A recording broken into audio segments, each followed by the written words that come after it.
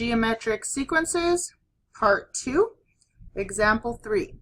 Find the general term u of n for the geometric sequence given that u of 2 is -6 and u of 5 is 162. So I would again start by drawing a picture. We don't know what u of 1 is, but we know that u of 2 is -6. I don't know what u of 3 is, or u of 4, which is the fourth term, but I do know that the fifth term, which is given, called u of 5, is 162.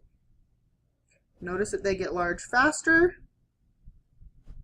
because it's multiplying instead of adding. And then, like we did with arithmetic, we start with the formula u of n, and we're going to do the u of 1 times r to the n minus 1, and fill in what we know. Well, we know for this term that u of n is -6, and that is equal to sum u of 1 times r, and n is 2, 2 minus 1. We also know that this term is 162, which is equal to u of 1, r minus 1, and in this case n is 5, 5 minus 1. We're going to go ahead and simplify those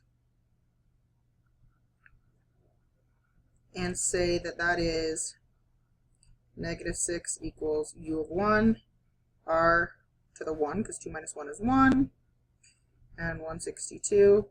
And again, you wouldn't have to write this previous step if you could obviously see that 5 minus 1 is 4. But I want to make sure you understand where I got it from. And now what we're going to do is we're going to rig an equation based off of what we know.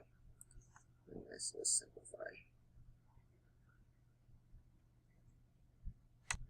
What I mean by that is we know that obviously -6 is the same as this, and 162 is the same as this. So if we did this thing divided by this thing, which would give us u of 1 r to the 4 over u of 1 r, that's going to be the same as 162 divided by -6 based off of substitution.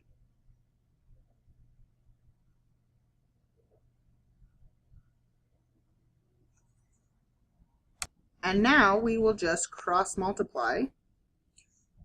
Oh, I wrote that in the wrong spot. 1 second.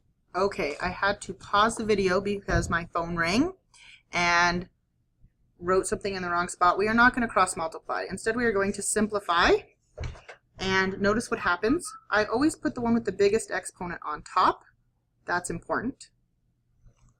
And here is what we get. U of 1 divided by u of 1, well, is 1. It goes away. And we have r to the 4 over r, which is r cubed. And then 162 divided by -6 is -27. Now we're just going to solve this. So we're going to cube root both sides. Cube root of r cubed is r. Cube root of -27 is -3. Remember, you can't have a negative under anything even, but you can have it under a cube root, a fifth root, whatever, because think about that. -3 times -3 is 9, times -3 is -27. So r equals -3, and I shouldn't be surprised that r is a negative number because this one was negative and this was one positive, so they were alternating. Negative, positive, negative, positive. So we were able to figure out that r is -3. Now if we want to find the general formula, we just plug it in. So we're saying u of n equals u of 1. We know that r is -3 to the n minus 1. And we have to be careful. Do not write this. It means the same thing on paper, but not the same thing in the calculator. So always put your parentheses. And now we just need to find u of 1. So We can easily do that by using one of our formulas. I'm going to go ahead and use this formula. So plug it in. We know that when n is 6, I'm going to put a 6 here, 6 minus 1, which is 5. Just leave that as a 5. That equals, I'm sorry, I was looking at the wrong thing.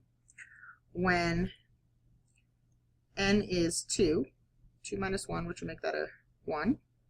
Our u of n, or our term, is negative 6. So now we have negative 3 to the 1, which is just negative 3, times u of 1 equals negative 6. So I'm going to divide by negative 3, and u of 1 is 2. Therefore,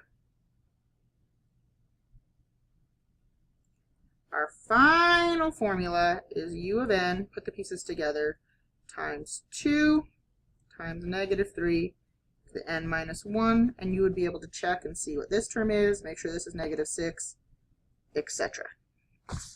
We have one more example. Find the first term of the geometric sequence 6, 6 square root of 2, 12, 12 square root of 2, which exceeds 1400. And this is a calculator problem. So let me show you. Obviously, I hope you can see that r in this case is square root of 2. But if not, this is how we do it. 6 root 2 over 6 would be root 2. And then for this one, if we did 12 divided by 6 root 2, okay, that is 2 over the square root of 2. To simplify something like that, you multiply the top and the bottom by the square root of 2. You get 2 the square root of 2 over 2, which is again square root of 2, and then that would continue. But I think you could see that it's just getting multiplied on there. So we have 6, and then the next term we times that, and we get 6 root 2. And then the next term to times that, 6 root 2 times root 2. That is 6 the square root of 4, which is 6 times 2, or 12. So you can see how this was built. And I just wanted you to kind of see, because it's weird that it is the exact same thing happening. We just happen to have a radical. Let's go ahead and identify u of 1. So u of 1 is 6. We now see that our r is root 2, and so we can build our formula. U of n equals 6 times the square root of 2 n minus 1. And we're going to put this in the calculator to have it help us out. So please get out your calculators and follow along. I hope you can see that this is actually a function. So u of n could be like some y, and what you do is you're just plugging in some value, we could call it x, and you plug in the x, or the number of the term, and it spits out the y, or the term. So we're going to put that in our calculator using y and x. I'm actually going to move this over here so you can see it and translate that. Y equals 6 square root of 2 to the x minus 1. Now we can go to y equals and put in our equation exactly like we see it. 6 parentheses square root of 2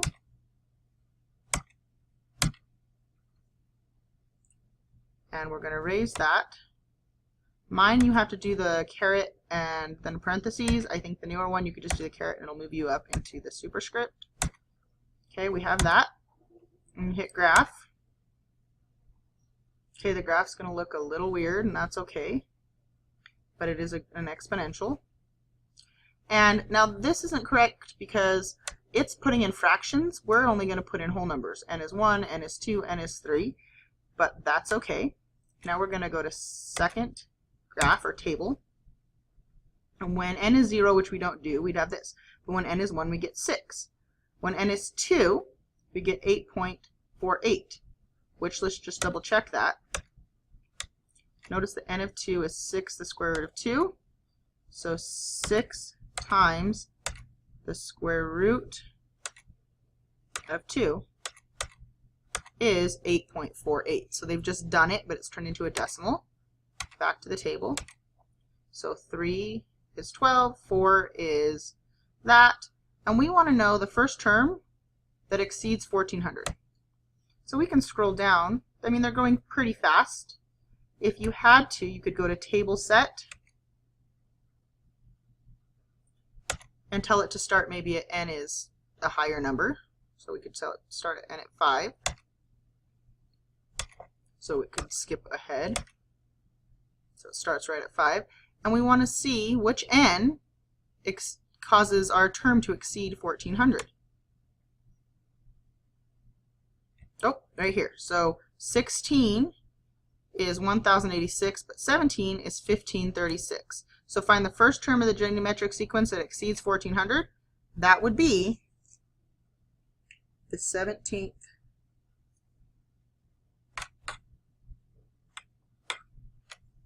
term, because when n equals, no, we'll call it this way, because u of 17 is 1536. And that's it. And you can do this for your other ones. And then lastly, do on your own before class, please find the 2015th term. And solve the following system by hand and check with Polysmalt if you have a graphing calculator. And you can do this with substitution or elimination, but I can tell you one will definitely be easier. If you start getting fractions, I would worry. Good luck.